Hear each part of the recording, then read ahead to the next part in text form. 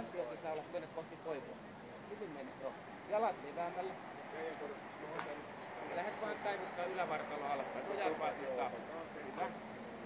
Vielä vaan. Noin, hienosti menee. Polvet saa olla suorana. On oikein hyvin. Leveä asento just noin. Hyvä.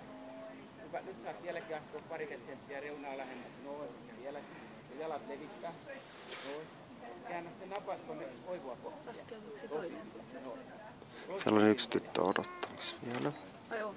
Joo. Rohkeasti menee. Hienosti menee. Levitä vielä vähän jalkoja. Noin. Hyvä. Nyt mä sanon, kun saat siirtää jalkoja. Nyt saat vaan nojata enemmän. Älä käy istumaan, vaan katso. Tee näin. Ylävartalo menee tuonne alas. Hyvä. Just. Ei se tippu. Ei se tippu. Suoristat vaan vähän polveen noin. Hyvin menee. Istu se alat laskea. Tosi hyvin. Nyt saat pikkasen jo kävellä alaspäin. Joo. Pidä vaan. Ei niin paljon. Lyhkäsempää. Muuta kato liukastuu nenällä. Hyvin menee. Tosi hyvin menee.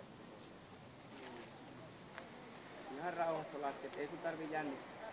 Vähän leveämpi jalkapäätä. No hyvä. Tosi hyvin. Tää on vaikeamman kohdan ohittaminen.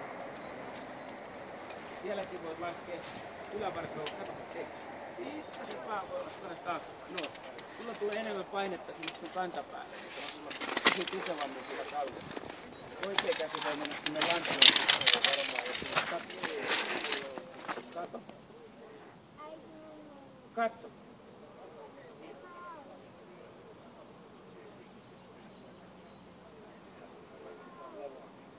Sun on ehkä helpompi kuitenkin mennä siitä alas, kun tulla ylös.